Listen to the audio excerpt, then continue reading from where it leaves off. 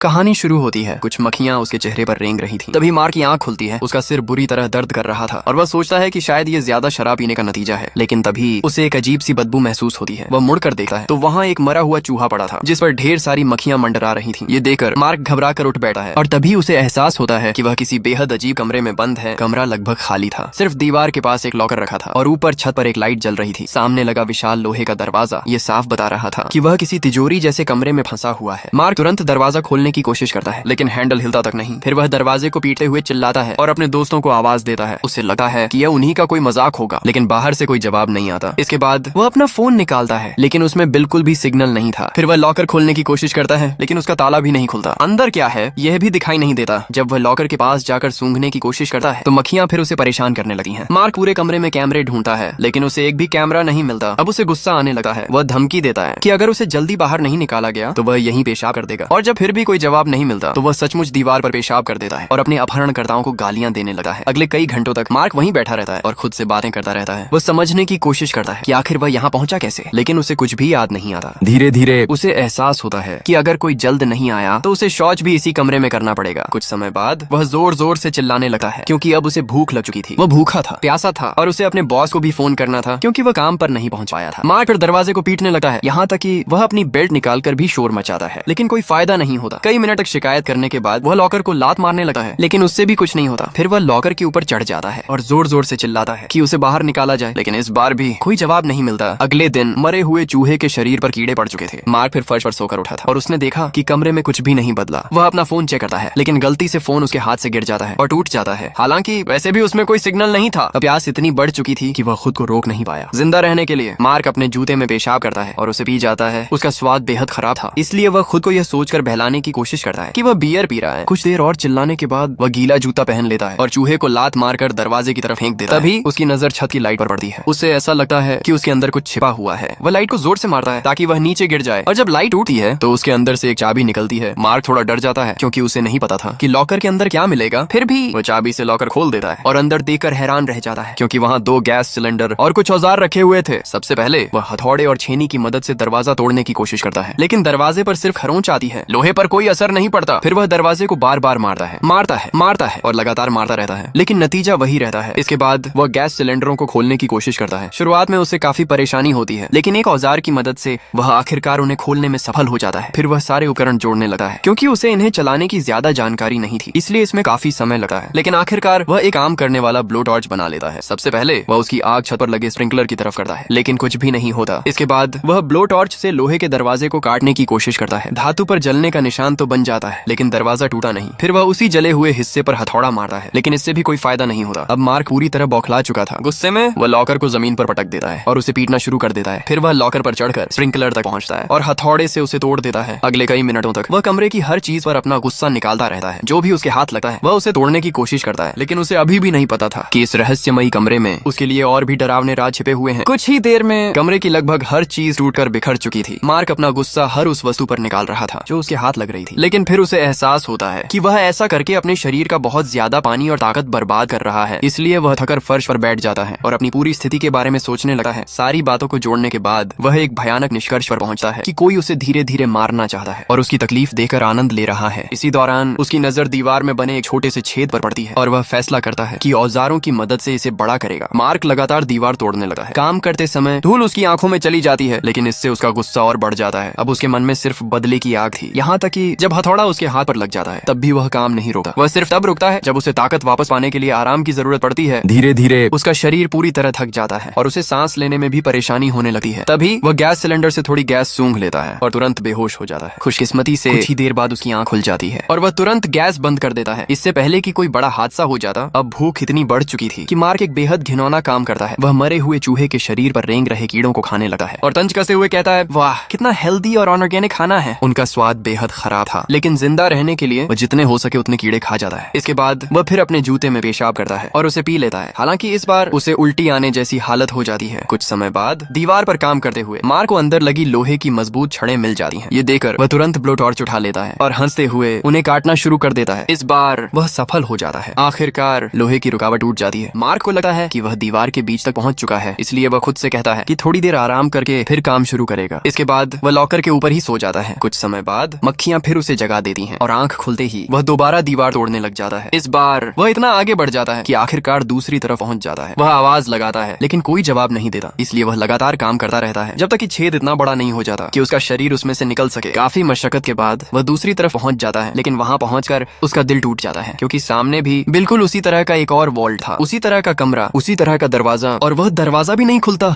गुस्से में मार्क उसे जोर जोर से पीटने लगा है। तभी उसकी नजर कमरे में पड़ी कुछ चीजों पर जाती है। वहाँ एक टूटा हुआ लैंप पड़ा था, एक ताबूत रखा था और छत से एक जंजीर लटक रही थी। मार्क जंजीर खींचता है और अचानक कमरे की लाइट जल उठी है। अब उसकी नजर ताबूत पर टिक जाती है। उसे डर था कि उसके अंदर क्या हो सकता है, इसलिए वह अपने पुराने कमरे में हाथ डालकर छेनी उठा लाता है ताकि जरूरत पड़ने पर वह उसका हथियार की तरह इस्तेमाल कर सके। धीरे धीरे वह ताबूत खोलता है और अंदर का दृश्य देखकर चौंक जाता है क्योंकि उसमें एक सोती हुई महिला थी। मार्क उसे कई बार हल्के से छूता है लेकिन वह नहीं जागी। फिर अचानक महिला चीखते हुए उठ बैठती है। वह बुरी तरह घबरा जाती है क्योंकि उसे लगता है कि मार्क उसे नुकसान पहुंचाने वाला है। डर के मारे वह दरवाजे की तरफ भागती है और किसी अनजान भाषा में बोलने लगती है, लेकिन दरवाजा नहीं खुलता, इसलिए वह छेद के रास्ते दूसरे वॉल्ट में चली जाती है। मार्क उसके पीछे जाने की कोशिश करता है और कहता है सब ठीक है, लेकिन उसकी बात सुनकर महिला और ज्यादा चीखने लगती है, इसलिए मार्क पीछे ही रुक जाता है। फिर वह वहीं बैठ जाता है और अचानक हंसने लगता है क्योंकि उसे खुद अपनी बात बेहद बेवकूफी भरी लगी है। आखिर ऐसी हालत में सब ठीक है कौन कहता है। कुछ देर बाद महिला छेद के रास्ते मरा हुआ चूहा उसकी तरफ फेंक देती है। इसके बाद मार्क लाइट बंद कर देता है और ताबूत के अंदर जाकर सो जाता है। उधर महिला पूरे कमरे का निरीक्षण करती है और फिर एक कोने में जाकर पेशाब करती है। अगली सुबह महिला हाथ में छेनी लेकर छेद के रास्ते वापस आती है और मार्क को चुभोग कर जगाती है। मार्क आंख खोलता है लेकिन जब उसे याद आता है कि वे अभी भी फंसे हुए हैं तो वह करवट बदलकर फिर सो जाता है। ये देखकर महिला कमरे की सारी लाइटें जला देती है और छेनी उसके हाथ में पकड़ा देती है। जब मार्क उठने की कोशिश करता है तो वह ताबूत से नीचे गिर पड़ता है। तब महिला उसे हथौड़ा भी थमा देती है, मानो साफ कह रही हो कि अब एक और दीवार तोड़नी होगी। इसके बाद मार्क महिला से अगली दीवार चुनने को कहता है और फिर काम शुरू करने से पहले उसे छेनी पकड़ाकर सो जाने देता है। लेकिन उसे अभी भी नहीं पता था कि इस रहस्यमयी कैद के पीछे एक ऐसा सच छिपा है जो उसकी पूरी दुनिया बदलने वाला था। महिला दर्द से कराह उठती है और तुरंत अपने हाथ पीछे खींच लेती है। अब वह इस तरह मदद करने से साफ मना कर देती है। मजबूर होकर मार्क खुद छेनी पकड़ता है और महिला को हथौड़ा चलाने देता है, लेकिन वह इतनी धीरे मारती है कि दीवार पर खरोंच तक नहीं आती। आखिरकार मार्क को फिर सारा काम खुद ही करना पड़ता है। जब भी वह थोड़ा आराम करता, महिला भी उसकी नकल करने की कोशिश करती, लेकिन हर बार अपने हाथ में चोट लगा बैठी। इसी दौरान मार्क लगातार उसके बारे में सोचने लगा है और धीरे धीरे उसकी ओर आकर्षित होने लगा है। कुछ देर बाद महिला दूसरे कमरे में पेशाब करने के लिए जाती है और मार्क उसके पीछे चला जाता है। ये देखकर महिला घबरा जाती है। उसे लगता है कि मार्क उसे नुकसान पहुंचाएगा, इसीलिए वह टूटे हुए कांच का टुकड़ा उठाकर अपनी रक्षा के लिए तैयार हो जाती है। तब मार्क अपना जूता उसकी ओर फेंकता है और इशारों में समझाने की कोशिश करता है कि वह उसमें पेशाब कर दे ताकि वह उसे पी सके। शुरुआत में महिला साफ इनकार कर देती है, लेकिन मार्क बार बार विनती करता है। आखिरकार वह मान जाती है। हालांकि पहले वह मार्क को दूसरी तरफ मुड़ने के लिए कहती है, फिर जूता वापस उसे दे देती है। मार्क उसमें से थोड़ा पीता है और थोड़ा उसके लिए भी छोड़ देता है ताकि वह भी प्यास से न मरे। इसके बाद मार्क फिर चूहे के कीड़े खाता है और महिला को भी देने की कोशिश करता है, लेकिन वह मना कर देती है। जब मार्क चूहे का मांस खाने की सोचता है तो महिला उसे रोक देती है क्योंकि उससे उसकी हालत और बिगड़ सकती थी। कुछ समय बाद काम करते हुए महिला अपने अफ्रीका वाले घर और परिवार के बारे में बताने लगी है और रोने लगी है, लेकिन भाषा अलग होने के कारण मार्क उसकी एक भी बात नहीं समझ पाता। उसे चुप कराने और ध्यान हटाने के लिए मार्क बेसुरा गाना गाना शुरू कर देता है, जिसे सुनकर महिला हंस पड़ती है। फिर मार्क उसे भी गाने के लिए कहता है। महिला अपनी प्यारी आवाज में एक पारंपरिक गीत गाती है। गाने की ताल बनाए रखने के लिए वह दीवार पर हाथ मारती है और मार्क उसी लय में हथौड़ा चलाने लगा है, लेकिन अचानक उसका ध्यान भटक जाता है और हथौड़ा उसके हाथ पर लग जाता है। खून बहता देखकर महिला अपनी टोपी का कपड़ा फाड़ती है और उसके हाथ पर पट्टी बांध देती है। अब फिर से मार्क को छेनी पकड़नी पड़ती है और महिला हथौड़ा चलाती है। हालांकि वह बहुत धीरे काम कर रही थी, फिर भी गलती से एक बार फिर मार्क के हाथ पर मार देती है, लेकिन मार्क मुस्कुराकर कहता है कोई बात नहीं, फिक्र मत करो, और उसे काम जारी रखने को कहता है। तभी अचानक दरवाजे का हैंडल हिलता है। महिला भागकर उसे खोलने की कोशिश करती है, लेकिन दरवाजा नहीं खुलता। मार्क भी दौड़कर पहुंचता है और पूरी ताकत लगा देता है, फिर भी कोई फायदा नहीं होता। वह दरवाजे पर मुक्के मारते हुए मदद के लिए चिल्लाने लगा है, जबकि महिला रोने लगती है, लेकिन मार्क हार मानने वालों में से नहीं था। वह वापस दीवार के पास जाता है और महिला से दोबारा हथौड़ा चलाने को कहता है। उसी समय हैंडल फिर हिलता है। महिला एक बार फिर दौड़ती है, लेकिन दरवाजा फिर भी नहीं खुलता। अब मार्क गुस्से में कसम खाता है कि अगर कभी उसे कैद करने वाले लोग मिले तो वह उनसे बदला जरूर लेगा। इसके बाद दोनों फिर काम में जुट जाते हैं, लेकिन जैसे ही महिला हथौड़ा चलाती है, हैंडल फिर घूमने लगता है। मार्क को अब शक हो जाता है कि यह एक जाल है, इसलिए वह महिला को उसे नजरअंदाज करने को कहता है। दिलचस्प बात यह थी कि जितना ज्यादा वे दीवार तोड़ते, हैंडल उतना ज्यादा हिलता और जैसे ही वे उसकी तरफ देखते, वह रुक जाता। कुछ देर बाद दोनों को चाल समझ में आ जाती है। अब वे दरवाजे की ओर बढ़ते हैं, लेकिन पीछे की तरफ चलते हुए, ताकि उनकी नजर दरवाजे पर न पड़े। इस बार उनकी तरकीब काम कर जाती है और दरवाजा खुल जाता है। दरवाजे के पीछे भी एक और वॉल्ट मौजूद था, लेकिन यहाँ